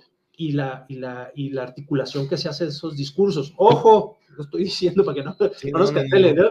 Claro que hay gente muy crítica y muy valiosa que también tiene mucho que decir al respecto, mucho más que nosotros, perdón, que decir al respecto, ¿no? Pero creo que, digo, como una charla de introducción, ¿no? Hay que aprender la lección de Foucault, como ya habías dicho, ¿no? No quedarnos en las apariencias, no creer que ya, porque hicimos una crítica al heteropatriarcado, ya estamos libres, ¿no? Ya estamos del otro lado, ya llegamos al paroxismo de la historia, ya estamos libres de toda estructura, de toda disciplina, ¿no? Sí, claro, sí, todos los movimientos de luchas por los derechos civiles, y que es el término que se les pone usualmente, claro que son importantes, ¿no? O sea, no estamos diciendo eso. Lo que estamos diciendo es cómo en ciertos momentos de la propia historia del capitalismo, el capitalismo aprovecha estas discursividades para la defensa de sus propios intereses, ¿no? No, y no solo las aprovecha, sino también las genera de alguna manera, ¿no? O sea, también alimenta unas, ¿no? No alimenta otras. Fíjate cómo los discursos más radicales, pues no, esos son los que, ¿no? Siempre, fíjate cómo, por ejemplo, cómo el consumismo, ¿no? Ha hecho como más aceptable y digerible para la sociedad capitalista, pues la cuestión de la comunidad LGTBQ, ¿no? Más. Pero en la medida en que lo inserta en estas formas disciplinarias, ¿no? De consumo, ¿no? De diversificación, ¿no? De diversificación de los discursos, de los placeres, de las identidades, ¿no? Etcétera, etcétera, sin en realidad ir al fondo de pues, lo que representa realmente una estructura de poder disciplinaria, ¿no? Claro. Sí, Entonces, lo que hemos mencionado varias veces, ¿no? O sea, justamente la izquierda liberal, pues precisamente no trastoca las relaciones de explotación, ¿no? Entonces, sí, ¿no? claro, ¿cómo las va a trastocar? Sí, pues es de lo que se sirve todo el tiempo. Entonces, lo que se trata es como de hacer manejables las situaciones, los problemas. Bueno, ya vamos bastante tiempo hablando. Sí, No sé pero si mira, ahí Sebastián. Sebastián tiene una pregunta, igual y podemos terminar No, bueno, contestando ahí la. antes de pasar eso, bueno, hacerles Ajá, una invitación a quienes queden escuchando, si claro. quieren hacer alguna pregunta o algún comentario, y con mucho gusto lo abordamos, ¿no? Entonces, Sebastián dice, ¿podrían las controversias sobre la regulación de expresiones sexuales y conductas en universidades y otros espacios públicos ser vistas como ejemplos contemporáneos de estos mecanismos de control? ¿Cómo la Es ves? buena ahí creo que también hay que distinguir dos cosas, ¿no? O sea, esto en ningún momento tiene que ser apología de ningún conducta criminal de cara a las expresiones sexuales, como pone aquí Sebastián, ¿no? Claro. Lo que sí tenemos que estar muy conscientes, y creo que Foucault nos da el pie para eso, es pensar cómo se relacionan en términos institucionales saber, poder y verdad, ¿no? O sea, ahí es donde creo que es donde tenemos que ser muy críticos en pensar no tanto en la génesis de estos movimientos de lucha por la equidad de los derechos civiles, que esos por supuesto que tienen su razón histórica de ser, pero lo que sí creo que tendríamos que ser muy críticos en ese sentido es ver, lo voy a decir de manera muy marxiana, ¿no? Ver qué intereses son los que se están defendiendo, ¿no? ¿Y a quién se está criminalizando o a quién se está patologizando, Exacto, no? Que eso exacto. no quiere, o sea, yo sí creo en las patologías, ¿no? Que eso a mí también es algo que me preocupa mucho hoy en día porque, fíjate, como ciertos movimientos buscan la desaparición de todas las patologías, pero el que busca patologías se vuelve patológico, ¿no? Entonces es como esa parte, esas como dialécticas, ¿no? Uh -huh. Toda afirmación produce su opuesto, ¿no? Querer vivir en un mundo sin patologías, ¿no? Patologiza a quien las sostiene o si las busca, ¿no? Uh -huh. Entonces, por eso creo que sí hay como que, yo creo que sí hay un lugar para pensar las patologías, ¿no? Esta cuestión de despatologizar todo el comportamiento humano es negar también que hay como, pues hay fuerzas que distorsionan o hay fuerzas que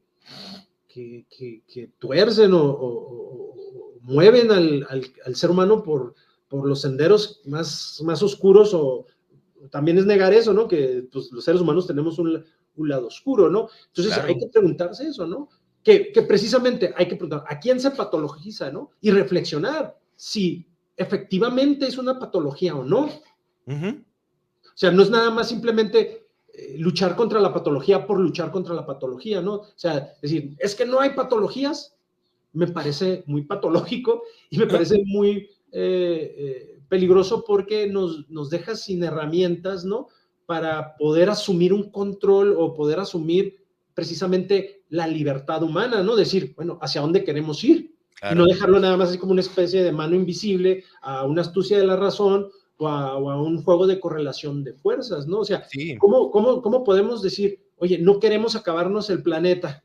Pues tenemos que decir, ¿no? Que hay ciertas conductas o ciertas estructuras, como el capitalismo, que son patológicas, por llamarle de alguna manera, y que hay que frenarlas, ¿no?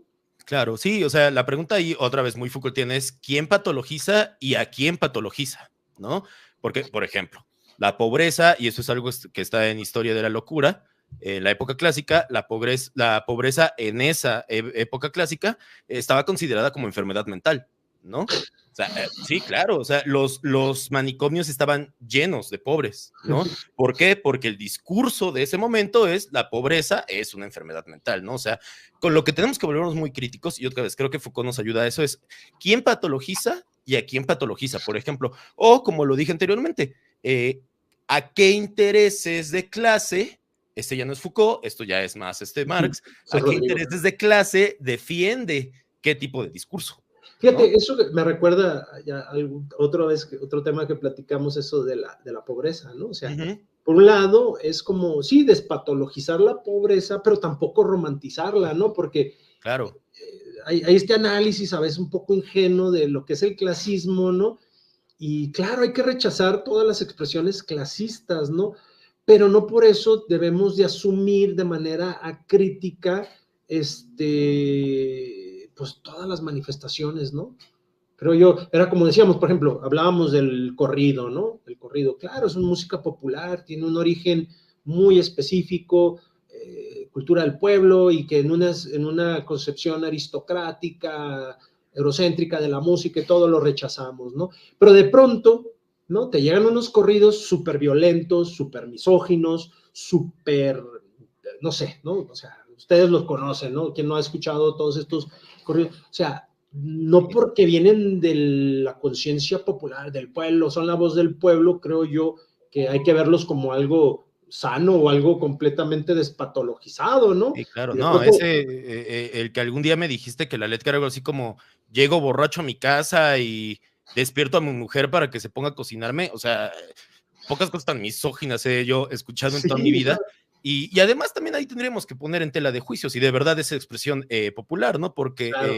muchos de esos artistas, pues de pueblo tienen poco o nada, ¿no? En realidad, ¿no? O sea, suele ser una clase media al servicio de industrias, de la industria discográfica, por ejemplo, ¿no? O sea, Pero ahí no, caemos en la trampa, ¿no? De que, como asume la forma de la cultura popular, ¿no? Hay que idealizarlo o romantizarlo, no sé cómo llamarle, ¿no? Porque si la llegas a criticar, si llegas a decir, ahí hay límites, ¿no? Entonces, ya eres tóxico, ¿no? O estás en una actitud patológica, ¿no? Entonces, sí, creo que yo sí sirve, ¿no? Hacer este análisis y a final de cuentas, pues, tener prudencia, ¿no? En el sentido de que no todo es blanco y negro, claro. hay contradicciones, ¿no? Hay lucha de clases, hay lucha de intereses, ¿no? Y no hay que perderlos de vista. Y nadie está exento de esa lucha de intereses, nadie está exento de esas contradicciones.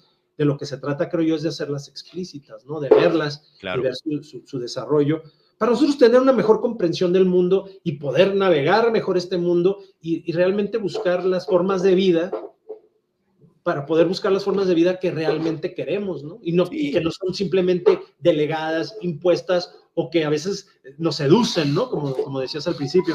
es justo a donde quería ir, ¿no? O sea, volvernos críticos, reflexivos, para no terminar siendo un peón del capitalismo más rancio que nos podamos imaginar, por ejemplo, ¿no? O sea, Claro, a través del consumo, a través de la ideología, a través de, o sea, de por Taylor eso Swift. el pensamiento de Foucault es bien interesante, ¿no? ¿Qué? De Taylor Swift, iba a decir.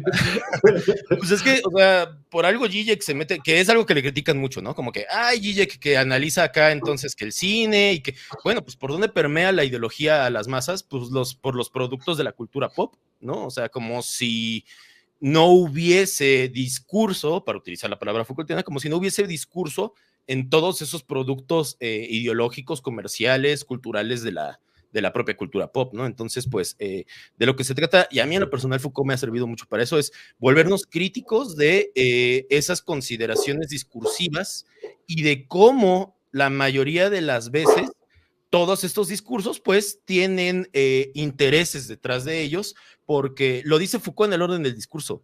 El discurso no es solo por lo que se pelea, el mismo discurso ya es expresión del poder, ¿no? Uh-huh. O sea, no Sí. solo busca conseguir algo el discurso, sino que el discurso ya en sí ya es expresión del poder, ¿no? No, y en Entonces, esa microfísica del poder, dice todo, o sea, toda resistencia es producto de un poder. O sea, la resistencia no existe así nomás porque sí, ¿no? O sea, todo poder genera sus propias resistencias, ¿no? Y claro. esto no es la excepción, ¿no?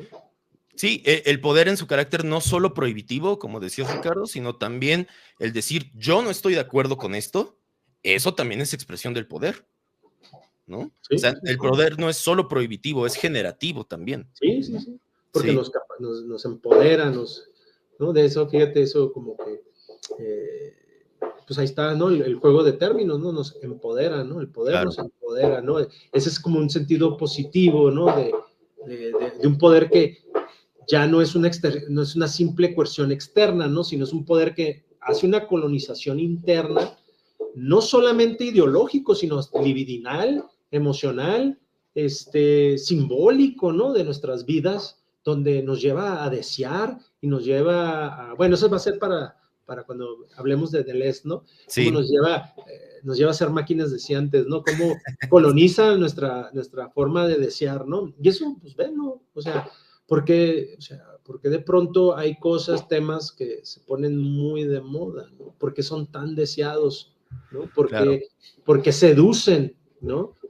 Sí. Y eso hay que analizarlo, ¿no? O sea, digo, no estaríamos, o sea, ya sé que siempre es, los hombres, ustedes hombres blancos, bla, bla, ok, está bien, es cierto, pero pues, digo, no es mi único trabajo, ¿sabes? Mi única chamba no es ser hombre blanco, ¿no? O sea, también tengo otras chambas, ¿no? Que y también cuestionarnos, reflexionar. Cuestionarnos de dónde viene esa discursividad, o sea, el discurso no es inocente, esa es una de las cosas que también me gusta mucho de Foucault, o sea, démonos cuenta de que el discurso nunca es inocente, porque el discurso ya es expresión del poder, entonces cuestionarnos también de dónde vienen las discursividades, ¿no?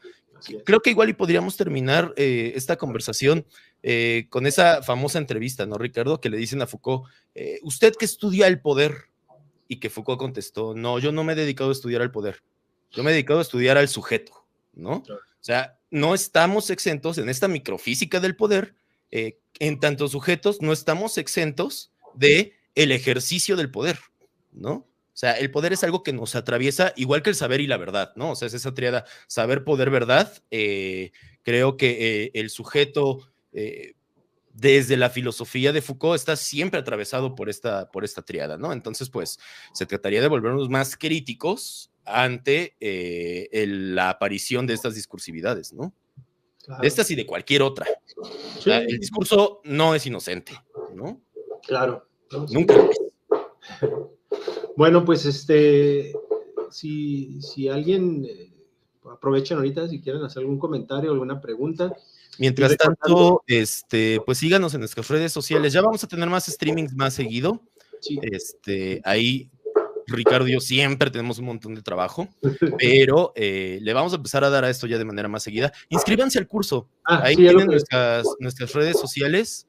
Síganos, ahí tenemos Instagram, tenemos X, tenemos, qué horrible suena eso de decir tenemos X, pero sí, tenemos Twitter X, tenemos Facebook, tenemos nuestros canales de YouTube los dos, entonces síganos por ahí, inscríbanse al curso, empezamos el día viernes ya a las 10 de la mañana. Va a ser, va a ser en línea.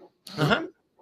Sí, y pues síganos, y no sé si quieres decir algo más, Ricardo. No, eso nada más, invitarlos, vamos a leer, vamos a trabajar ya en forma, vigilar y castigar, historia de la sexualidad, historia de la locura y palabras y las cosas. Vamos a hacerlo en línea con la opción de hacer algunas sesiones, si lo permite la logística, hacer unas sesiones presenciales, pero streameadas, ¿no? Entonces, quienes escriban no se van a perder nada, si no pueden estar aquí en la ciudad. Ahí está, en nuestras redes está el cartel. Empezamos este viernes ya, a las 10 de la mañana, entonces, pues, ahorita es cuando, ¿no? Si les interesó y quieren escuchar más. Sí, este fue un palomazo filosófico, como dijimos, pero si ahí esta conversación logró moverles algo, pues inscríbanse, porque vamos a hacer 6 semanas donde vamos a estar discutiendo estos y muchísimos otros temas, ya con la rigurosidad de ir al texto, de discutir, de reflexionar. Entonces, pues, a riesgo de sonar como cliché, pero no se lo pierdan, ¿no? Sí. Y tú y yo, Rojito, pues seguimos en contacto y nos vemos ya el viernes. Así para es. Empezar este curso, ¿va? Bueno, pues muchas gracias. Va que va. Un gusto como siempre. Cuídense mucho y estamos en contacto.